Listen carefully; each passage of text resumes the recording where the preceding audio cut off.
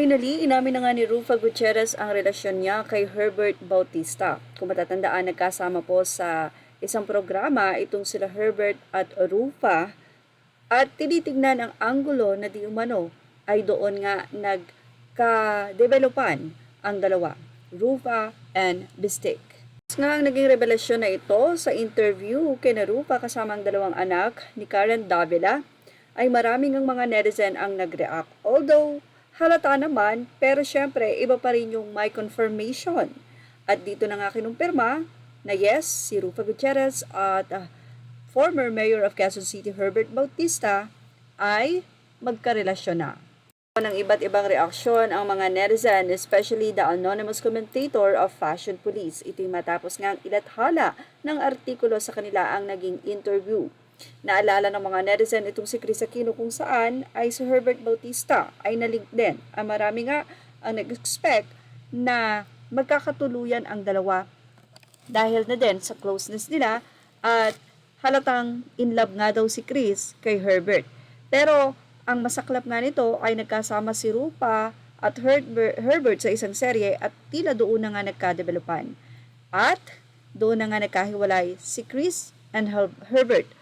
Well, iyan po ay naging say ng mga netizen at mula rin po sa mga commentator ay hindi nila ina-expect na kay Herbert Bautista lamang babagsak itong si Rufa kung saan ay napakataas ng standard sa tingin nila. Sa nila bumagsak siya kay Herbert, milyonaryo ba to? Kasi napakatahimik ni Mami Annabel, mukhang hindi kontra. Sa amin ay nangyari nga sa Karen Davila kung saan inopen ang anak ni Rufa na si Venice na ang current partner ng kanyang mommy today ay napakabait at inaalagaan talaga si Rufa. They also talk kung paano nagkakilala or paano nag-grow yung pag-iibigan ni Rufa at Bistik. Ayon sa kanila, talagang napaka-formal ng panliligaw ni Bistek kay Rufa at pati nga ang first dinner nila ay kasama ang mga anak. Well, say naman ng mga netizen, ano kaya ang mararamdaman ngayon ni Chris Aquino? Gayong ang dating ang issue about sa naging parang labuan nila Bistek at ni Chris ay dahil kay Rufa. Ito, sa mga anonymous commentator ng Fashion Police, anila, oo, mayaman si Herbert and 8 years old pa lang, nagtatrabaho na siya. Kaya naman for sure ay boto sa kanya. Isa pa, si Herbert mismo ang nag-push kay Rufa na mag-aral. Sa ng ilan, looks like she is really happy. Funny how she ended up with him, though Annabel naman talagang nakabantay.